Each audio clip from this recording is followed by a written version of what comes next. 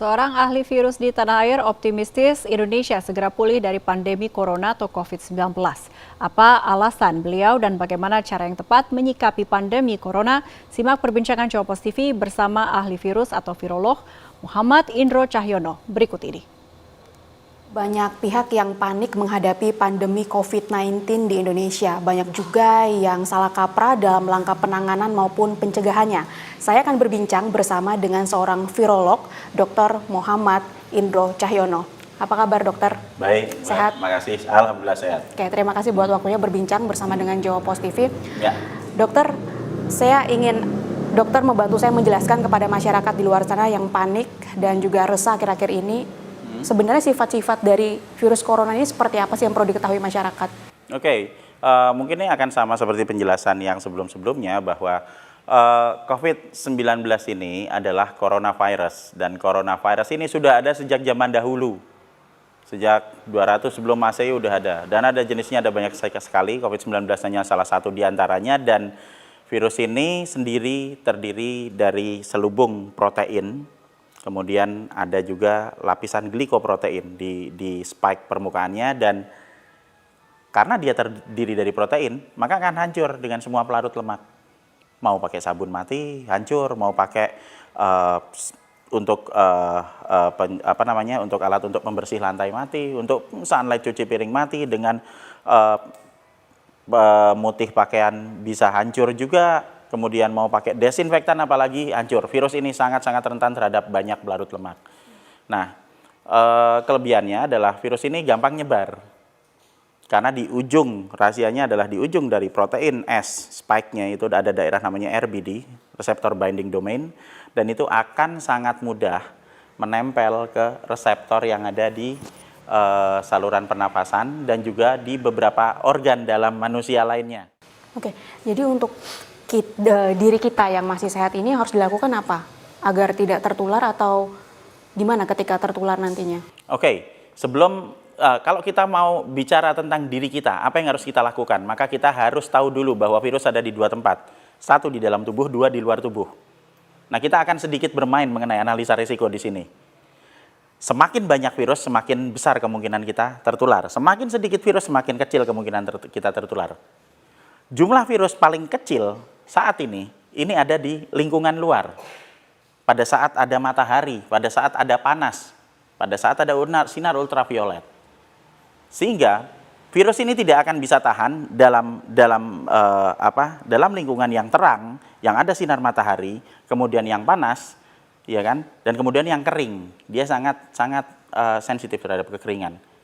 Sehingga jika di luar mungkin hanya akan bertahan sekitar 2-3 menit virus itu. Saat ini loading virus paling rendah ada di lingkungan luar. Sementara loading kita juga harus tahu tempat-tempat beresiko tinggi di mana jumlah virus paling banyak.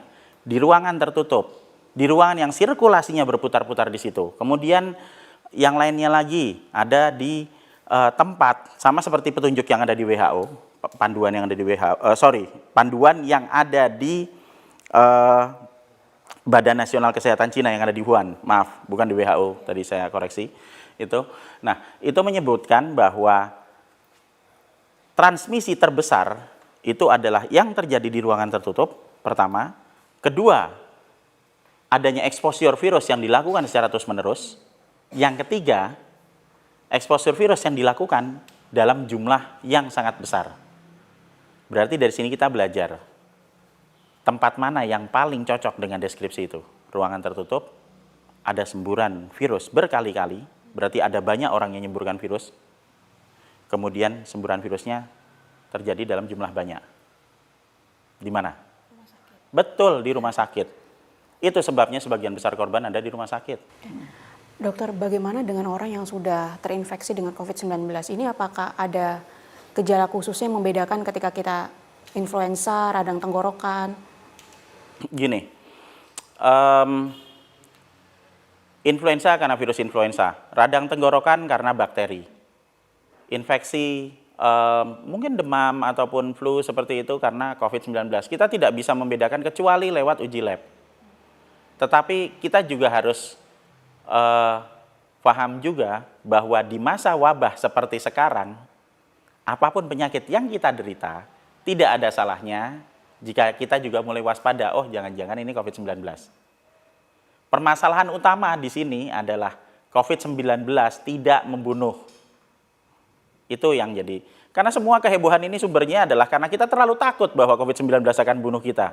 Hari ini kena, besok meninggal. Hari ini kena, besok meninggal. Kita lihat ambulan, mondar-mandir, seolah-olah seperti kita nunggu giliran, kapan saya mati ya, gitu kan. Kemudian kelompok yang tadi paling rentan, tadi dokter juga sempat singgung, yang kalangan lansia, kemudian apa yang harus dilakukan terhadap kelompok-kelompok yang rentan ini? Nah, sekarang kita harus membuat skenario bahwa di luar tuh banyak virus. Ya kan? Nah, kalau kita ada manusia, misalnya kita punya saudara gitu yang ada di dalam kelompok yang rentan atau kelompok resiko tinggi, kalau kita tahu di luar ada bahaya ya sebaiknya jangan keluar. Ya nunggu sampai wabahnya selesai, oke? Nah, terus kalau misalnya nanti ada kemungkinan virusnya masuk sampai ke dalam, ya rumahnya sering dibersihin. Karena semakin sering kita membersihkan rumah, semakin sering kita menjaga kebersihan, virusnya mati pakai pelarut lemak, ya kan? Terus orang tua yang ada di dalam kelompok rentan tadi gimana? Ya kita naikkan sistem imunnya pakai vitamin E sama vitamin C tiap hari. Nah kalau misalnya mereka nggak mau misalnya buat minum obat gitu kan, ya dikasih buah-buahan. Udah itu aja. Nah nanti kita juga harus tahu pada saat jika kita sudah melakukan semua pencegahan itu dan ternyata tetap saja ada penyakit yang bisa masuk, nah begitu mereka sudah mulai merasa sakit, sudah mulai merasa demam, nah itu bisa dihubungi dokter atau ke rumah sakit. Tapi saran saya sebaiknya dihubungi dokter dulu supaya bisa ditangani kan. Karena kita tahu jika mereka sudah terkena dan jika kita masih bisa merawat di dalam rumah, itu resikonya akan lebih sedikit karena paparan virusnya tidak lebih banyak daripada di rumah sakit. Tapi jika harus mendapatkan pertolongan dan pelayanan medis lebih lanjut, harus dibawa ke sana. Prediksi dokter kapan wabah ini akan berakhir di Indonesia atau sudah mencapai puncaknya belum ini? Nah, kalau saya bukan tukang ramal ya, mungkin itu harus sama Mbak Ningsih nanti tanyanya kayak gitu. Jadi, tapi kalau saya melihat virus ini sebenarnya tidak terlalu tahan lama. Gerakan massal membersihkan, melakukan pola hidup bersih, gerakan massal kita minum vitamin, kemudian nanti kita cuci tangan secara massal itu akan sangat mengurangi paparan virus yang ada. Dan kalau kita melakukan ini bersama-sama, mungkin sebenarnya dalam waktu beberapa minggu saja, 2 atau 3 minggu kita bisa selesai. Permasalahan virus ini simpel kok. Yang tidak simpel ini permasalahan gorengan virusnya. Virus ini akan selesai dalam waktu beberapa minggu. Gorengannya yang akan terjadi dalam beberapa bulan ke depan. Karena kalau sekarang kita lihat, permasalahan virusnya ini udah bergeser. Jadi bukan masalah virus lagi, tapi akan jadi ke masalah lockdown. Kan gitu. Orang-orang akan ribut mengenai masalah lockdown. Sebenarnya intinya kan di virusnya. Kalau kita tahu virusnya tidak berbahaya sebenarnya. Ya ini akan menimbulkan penyakit, betul. Tapi tidak menimbulkan kematian. Belum tentu menimbulkan kematian buat manusia normal. Nah kalau itu terjadi kan nggak ada semua kehebohan itu sebenarnya. Oke baik, terima kasih banyak Dokter Sama-sama, Mbak. Indro Cahyono atas waktunya berbincang bersama dengan Jawa Post TV. Dan tadi Dokter Indro Cahyono juga sudah meluruskan berbagai hal yang salah kaprah selama ini yang muncul di tengah masyarakat sehingga tidak perlu timbul kepanikan, tidak perlu menjadi resah dan pandemi pasti akan segera berlalu dari Indonesia. Demikian perbincangan saya dari Jakarta, Tim Liputan Jawa Post TV.